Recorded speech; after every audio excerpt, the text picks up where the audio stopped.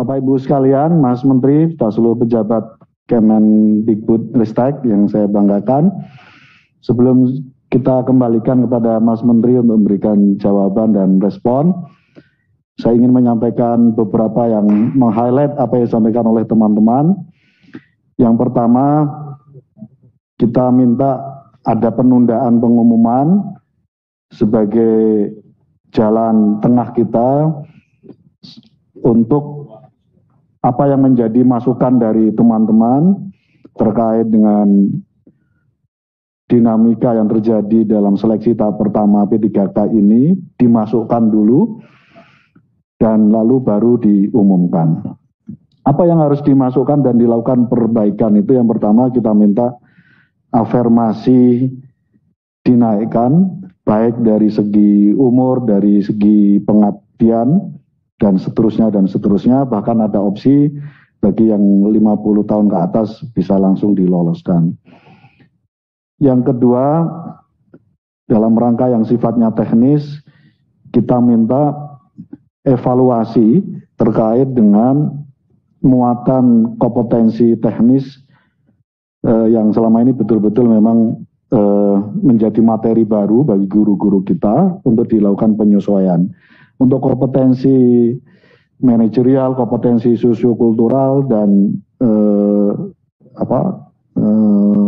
wawancara kelihatannya sudah memenuhi apa yang menjadi kompetensi teman-teman guru-guru honorer kita. Catatan saya yang ingin saya tekankan kembali memang terkait dengan transisi kebijakan. Kita tahu dan kita memahami betul target apa yang diinginkan oleh Kemendikbud, ingin mendapat guru yang berkualitas, yang kompeten, ingin siswa yang baik karena dapat guru yang baik. Saya kira tapi di mata kami perlu ada transisi kebijakan, jadi di mana dalam masa transisi kebijakan ini semangatnya adalah guru ada keluarga besar kita hari ini yang sudah mengambil peran pengabdian yang luar biasa. Peran negara yang tidak bisa dilaksanakan hari ini, peran itu diambil berpuluh-puluh tahun oleh guru-guru kita. Peran pengabdian yang tadinya semestinya menjadi peran negara yang diambil oleh guru-guru kita ini perlu mendapatkan penghargaan dan pemuliaan kita semuanya, dan itu semuanya membutuhkan transisi kebijakan. Yang terakhir, kami ingin kita semuanya tidak dalam mencoba menghadap-hadapkan antara entitas guru dengan siswa, karena dua-duanya adalah entitas yang sama di mata saya. Karena itu semangat untuk menghadap-hadapkan guru dan siswa, saya secara pribadi tidak setuju ini. Selalu saja membandingkan output siswa adalah yang terbaik dan dibutuhkan guru yang terbaik dan seterusnya, itu saya kira tidak produktif bagi dunia pendidikan kita. Karena dua-duanya harus kita hargai pada tempatnya masing-masing. Demikian Mas Menteri, beberapa catatan penting dari teman-teman Komisi 10, dan kami berharap Kemendikbud kembali membuka dokumen hasil rekomendasi Panja terkait dengan pengangkatan guru honorer menjadi ASN. Di dalam rekomendasi hasil Panja itu cukup jelas sikap Komisi 10 menyangkut seleksi P3K, terutama pada tahap yang pertama ini. Di situ cukup jelas komitmen kami di Komisi 10 untuk afirmasi ini bisa dimaksimalkan, dan beberapa catatan lain. Demikian Mas Menteri, selanjutnya kami persilahkan. Sebelum kami persilahkan Mas Menteri, kita perpanjang karena waktunya tadi jam 12, ini kurang 5 menit. Kita perpanjang sampai jam 12.30. Kami persilahkan. Terima kasih Bapak Ketua. Mungkin untuk topik pertama mengenai anggaran, tadi ada beberapa isu mengenai pengalihan. Untuk itu saya ingin ajak Bu Harti, Sekjen, untuk menjelaskan beberapa pengalihan anggaran. Terima kasih Pak Menteri. Bapak Pimpinan, kami laporkan bahwa kami mengusulkan perpindahan sedikit anggaran dari Dirjen Vokasi ke Badan Standar Kurikulum dan Akreditasi Pendidikan, yaitu untuk penyusunan kurikulum yang memang dari tahun-tahun sebelumnya kurikulum untuk vokasi itu dilaksanakan oleh kurikulum untuk SMK dilaksanakan oleh Direktorat SMK. Nah, sekarang kita kembalikan ke kitohnya di Badan Standar Kurikulum dan Akreditasi Pendidikan. Hanya 11 miliar Pak pengalihan tersebut. Mohon dapat disetujui. Kemudian terkait dengan nama Direktorat Jenderal, memang yang kami paparkan tadi langsung menarik dari sistem, Bapak, menarik dari sistem keuangan yang ada di Kementerian Keuangan. Nah, ini yang kami usulkan kami usulkan ke Kementerian Keuangan untuk dirubah nomenklaturnya. Tetapi dalam kesepakatan nanti kami sudah menggunakan nomenklatur baru. Demikian, Bapak. Usulan dari Pak Ferdi agar usulan-usulan perubahan untuk dibuatkan penjelasannya nanti kami berikan penjelasan secara tertulis. Demikian Pak, terima kasih. Pak Ketua, silakan. Iya, ini untuk tertibnya dokumen saya kira perlu disusurkan Bu. Artinya biar nanti sebagai bagian yang tidak terpisahkan. Itu ya Bu. Terima kasih. Terima kasih Pak Fikri. Silakan Mas. Ya, terima kasih Bu Harti untuk penjelasannya. Hampir semua mengenai topik P3K sepertinya sama ya, cuman mungkin aspirasinya agak variatif. Dari ada yang mau meminta afirmasi dari sisi umur, daerah, jenjang waktu, pengabdian, bahkan sampai se-ekstrim semuanya lulusin aja. Nah, itu yang kita akan kaji ya. Tapi kenyataannya sekarang tidak mungkin kita tidak ada tes seleksi dan tidak mungkin kita tidak akan ada suatu minimum passing grade. Jadi itu benar-benar satu-satunya alasan kita bisa sejauh ini adalah karena ada passing grade. Itu persetujuan. Jadi mohon maaf tapi itu adalah satu negosiasi yang memang bagian daripada alasan kenapa kita bisa mendapatkan ini. Angka 1 juta itu Bapak Ibu adalah angka kapasitas daripada anggaran. Itu adalah angka kapasitas. Target kita sebenarnya bukan 1 juta, target kita adalah sebanyak mungkin yang bisa memenuhi kebutuhan minimum menjadi guru yang layak. Saya ingin sedikit cerita. Saya menyuruh tim saya untuk memprioritaskan program guru honorer ini pada tahun 2020 di pertengahan. Itulah saat kita mulai gencar untuk memprioritaskan ini, dan kami melakukan itu bukan karena ada tekanan politik. Kami melakukan itu karena pada saat itulah kami mulai keliling-keliling ke daerah, dan pada saat itulah kita mulai menyadari bahwa guru-guru salah satu guru-guru terhebat yang saya ketemui, yang saya duduki adalah guru-guru honorer di berbagai macam daerah. Kemarin saya baru di tengah hutan di Jambi dengan 6 guru yang setiap hari itu harus jalan ke hutan karena matic motornya nggak jalan, jadi mereka harus jalan 45 kilo. Kadang-kadang anaknya ada di situ, kadang-kadang tidak di Jambi, mengajar anak-anak rimba. Mereka itu semuanya, 6 dari guru yang saya bicarakan adalah guru honorer dengan pengabdian yang luar biasa.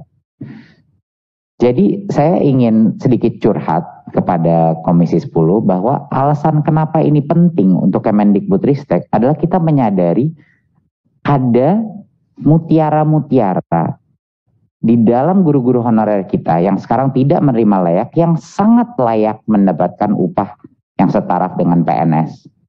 Bahkan banyak dari guru-guru honorer kita yang ternyata menjadi guru penggerak, bahkan menjadi calon pemimpin. Jadi kita mendorong ini untuk memastikan bahwa kesejahteraan dan kelayakan itu dua-duanya terpenuhi. Jadi kami menjadikan ini prioritas utama pada saat itu. Guru-guru honorer yang saya ketemu di daerah banyak yang luar biasa, sangat luar biasa. Mengharukan saya, memotivasi saya, dan pengabdian mereka nggak semuanya, memang benar, nggak semuanya bisa diukur dengan tes. Itu saya sangat setuju, nggak semuanya bisa diukur. Tapi kita punya keterbatasan terhadap instrumen yang bisa kita pilih pada saat ini, agar mereka juga, kita bisa mengejar kesejahteraan mereka. Jadinya, untuk itu sekali lagi, saya ingin memperjelaskan dua hal. Pertama, Kemendikbudristek mengambil posisi secara garis besar sama dengan Komisi 10, di mana kita harus perjuangkan afirmasi bagi kelompok-kelompok tertentu di guru honorer. Jadi itu akan kami coba, walaupun itu bukan, terima kasih, walaupun itu bukan sepenuhnya keputusan Kemendikbudristek, tapi kami akan perjuangkan Bapak Ibu. Itu janji saya. Ya. Untuk yang kedua adalah, tapi beberapa hal yang harus diklarifikasi. Satu adalah mengenai tes. Kita juga, saya cukup kaget waktu mendengar bahwa banyak kali guru honorer bilang tes tryout-nya tidak sama. Saya nggak tahu mungkin pengalaman dari mana bocoran itu biasa diberikan, tapi waktu saya melihat, saya berbicara sama Mas Iwan, kenapa berbeda? Oh, maksudnya yang berbeda itu bukan, waktu saya ngomong, mereka mengira akan diberikan jawabannya. Jadi pertanyaan yang sama. Nah, itu yang mohon anggota Komisi 10 bisa membantu sosialisasi bahwa ini adalah tes serius, bukan tes yang akan kita berikan jawabannya. Yang tryout-tryoutnya itu adalah tes untuk formatnya seperti itu. Ya jelas pertanyaannya akan berbeda. Atau itu akan sama kayak dulu di UN ada keluar-keluar bocoran gelap, ujian sama aja. Itu bukannya kita tidak akan mengakses kemampuan. Jadi mohon maaf, tapi mohon dibantu sama Komisi 10 klarifikasi bahwa tesnya itu yang diberikan tryout adalah kisi-kisi. Seperti ini loh contohnya gitu. Lalu jelas akan ada pertanyaan yang berbeda. Kalau pertanyaan yang sama ya itu bukan namanya evaluasi. Nah itu mohon diperkenalkan. Bukan topiknya, bukan kompetensinya berbeda, enggak. Tapi pertanyaannya harus berbeda. Tapi kita latihan soal dan lain-lain akan kita kembangkan. Belum sempurna pelatihan kita. Udah jelas belum sempurna. Nah ini pertama kali kita melakukan seperti ini dan terus kita akan menyempurnakan proses dan logistik dan lain-lain di setiap tahap. Gitu. Mungkin Mas Iwan ingin sedikit mengekspansi dari prosesnya, silakan. Ya, terima kasih Mas Menteri. Mungkin merespon tadi ada beberapa tanggapan atau pertanyaan terkait dengan pelaksanaan tes. Ada satu konteks yang mungkin bisa saya share juga. Ketika kita persiapan dan akhirnya melaksanakan itu suasananya kan COVID sangat luar biasa. Itu PPKM sampai Jawa Bali waktu itu level 4. Nah karena itu dan Satgas kemudian meminta pelaksanaan ini harus ada tes antigen atau PCR. Dan awalnya itu adalah biaya mandiri. Nah kita melakukan lobby-lobby pada Satgas dan alhamdulillah dapat bantuan. Kementerian Kesehatan bersedia untuk membantu Kementerian Dalam Negeri sehingga memaksimalkan pelaksanaan itu bisa difasilitasi oleh Dinkes dengan koordinasi dengan Dinas Pendidikan, dan itu yang kemudian menjadi bagian yang ketika pelaksanaannya di daerah itu, karena ini kondisinya itu udah di akhir bulan Agustus waktu itu, ada persyaratan itu. Nah itu yang kemudian kami coba untuk perjuangkan sehingga semaksimal mungkin guru-guru honorer yang ikut itu bisa difasilitasi tes antigennya. Dan pengaturannya pun juga dilakukan dengan koordinasi dengan pemerintah daerah. Yang tadinya kita tidak logistik tidak memikirkan sampai ke sana. Dan itu kami berhasil untuk itu. Kedua, ini juga terkait usulan tadi dari Komisi 10 bahwa kami hari ini sudah dalam proses pengiriman surat kepada Panselnas untuk memohon pengunduran pengumuman hasil seleksi tahap 1. Jadi kita mendengar berbagai aspirasi seperti yang Mas Menteri sampaikan, kita akan perjuangkan di Panselnas dan kita akan meminta supaya pengunduran pengumuman hasil sehingga bisa untuk memaksimalkan pembahasan untuk finalisasi dari hasil tersebut. Itu saja Mas Menteri, terima kasih. Assalamualaikum warahmatullahi wabarakatuh. Jadi terima kasih Mas Iwan. Berarti jawaban dari Komisi 10, dari pertanyaan dari Komisi 10 mengenai mohon agar bisa menunda, itu sudah kami laksanakan perizinan untuk penundaan tersebut kepada Pansel. Ya, kita tunggu jawabannya. Gitu. Dan diskusinya saya dan Mas Iwan intensif dengan Pansel ini untuk melihat apakah ada jalan tengah yang bisa kita tempuh. Gitu. Jadi esensinya itu sekarang prinsip dasar dan posisi Kemendikbudristek, ya. Kita nggak seperti yang Bapak Ibu Komisi 10 tahu, kita nggak pernah janji-janji buta di Kemendikbudristek. Kita lebih senang under promise tapi over deliver, ya. Jadi kita jangan janji-janji, tapi kalau misalnya mendapatkan suatu hal yang lebih baik, itu insya Allah kita bisa mengakomodasi baik aspirasinya guru-guru honorer dan juga para akademisi dan pakar-pakar pendidikan yang ingin menjaga integrasi tes kita. Sebagai tambahan informasi, materi tes kita, tes seleksi itu adalah dari guru untuk guru. Yang buat itu guru, ya, yang menentukan juga passing grade-nya, yang menentukan format pertanyaannya adalah guru. Dan tentunya juga didukung dengan dosen dan praktisi dan ahli-ahli psikometrika, tapi terutama guru itu. Jadinya itu benar-benar tes yang mengukur pengetahuan minimal, bukan mengukur di luar itu sebenarnya pengetahuan minimal. Jadi sekedar tambahan saja. Forum pembuat keputusan adalah di Pansel. Jadi tugas kami adalah untuk menyampaikan aspirasi dari masyarakat yang sudah diagregasi oleh Komisi 10. Senario-senario tadi yang disebut sudah kami catat semua, ya kan?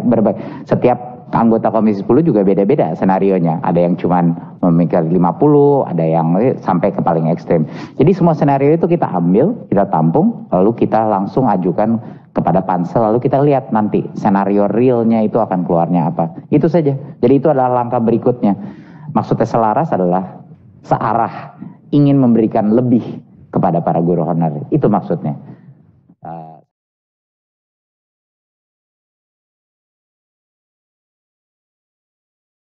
Kita tetap cantumkan angka tambahan ini, range-nya yang ini sudah sempat ditulis di sini, atau opsinya lebih kepada memberikan tambahan nilai atau afirmasi pada beberapa poin yang selama ini menjadi perbincangan. Misal soal usia, diceritakan oleh Mbak Reri menyangkut soal letak geografis dan seterusnya. Saya mohon ada yang bikin tanyakan opini menyangkut opini. Izin Pak Ketua.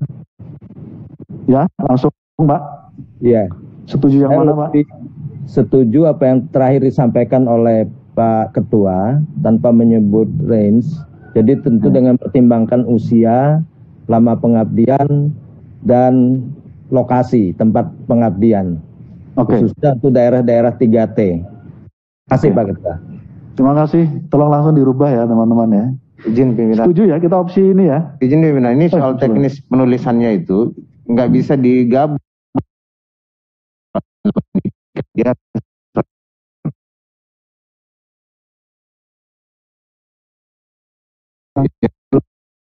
Mas El Nino ini. Nah, enggak, mungkin karena saya wartawan, Pak. Iya. Jadi habis ngopi dia. Jadi saya mengusulkan untuk jangan-jangan kita kalau maksimal mungkin jangan-jangan mungkin lebih besar. Betul. Nah, tetapi kita juga tidak ingin angka yang ada ini dianggap angka yang ada sekarang nih yang di paparan ini dianggap maksimal, sehingga yang dimaksudkan kita memaksimalkan ya ini. Jadi kalau boleh usul saya itu di apa namanya yang ditaruh angkanya cuma minimalnya aja, maksimalnya berapa terserah ke ini, tapi minimalnya aja Pak ditaruh, jangan 30 sampai 50. Kalau mau 30 ya 30 aja minimalnya. Ke atasnya berapa silakan. Itu cuma kalau boleh karena waktu dan seterusnya kita sepakati nggak pakai angka tadi udah kita ketok. Pokoknya kita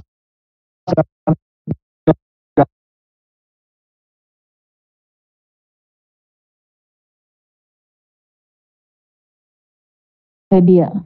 Bu Lydia. Ya, baik. Terima kasih pimpinan. Memang ketika kemudian kita menyerahkan, ini kita husnuzon ya, husnuzon bahwa akan diberikan angka itu. Pada kenyataannya ada beberapa hal yang sudah disepakati itu terhadapnya kita perlu, yang paling penting adalah bagaimana kemudian kita mendapatkan semacam jaminan. Makanya tadi Bang El Nino sampaikan ada nilai minimal gitu, sehingga kalaupun mau berapa juga ada nilai minimalnya. Kalau ada nilai minimal itu akan lebih berangkatnya itu akan lebih jelas, ada pijakannya. Itu yang paling penting. Kedua, sebetulnya secara ketentuan undang-undangannya rapat ini kan mengikat, rapat kerja ini mengikat hasilnya bagi yang hadir di sini. Tapi kenyataannya ikatannya itu ternyata suka longgar gitu. Makanya kenapa kemudian kita memerlukan ada penegasan-penegasan tuh karena seperti itu. Terima kasih pimpinan. Terima kasih Bu Lydia. Saya setuju sebenarnya semangatnya kita kasih angka.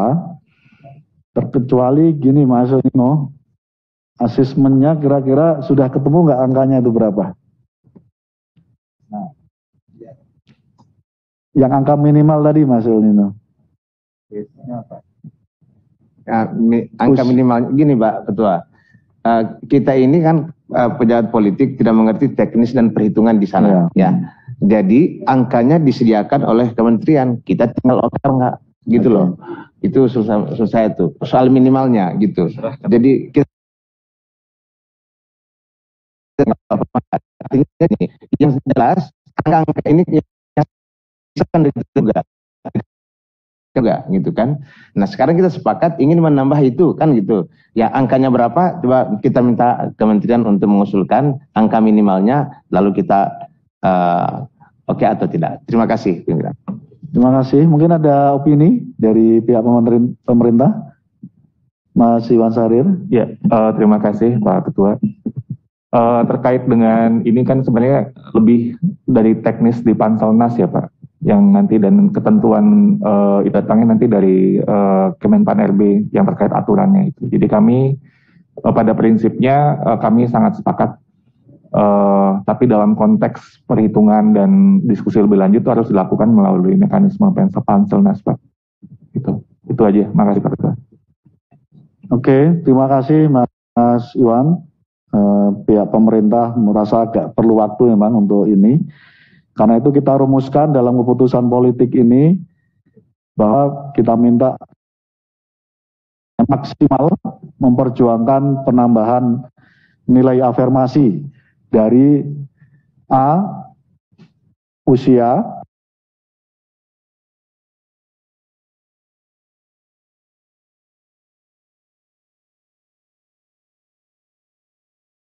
antara lain daerah 3T, daerah pasca bencana, dan daerah konflik. Pak Ketua, nambah Pak Ketua. Silakan. Pak Iwan, izin Mas Menteri, saya bertanya ke Pak Iwan mengenai formasi. Ada beberapa formasi yang tidak muncul, apakah masih mungkin slot formasi itu Pak ditambahkan? Terima kasih Pak Dede. Yang formasi yang yang kosong tadi itu kemungkinannya adalah pertama guru yang ada di sekolah tersebut itu tidak ada guru atau gurunya tidak linear, tidak memenuhi kualifikasi, kemudian formasinya tidak bisa diisi oleh guru dari yang lain. Karena fokus di tahap 1 ini kan lebih kepada guru di sekolah itu. Yang ini baru nanti di tahap kedua dari sekolah lain itu mulai secara umum bisa melakukannya.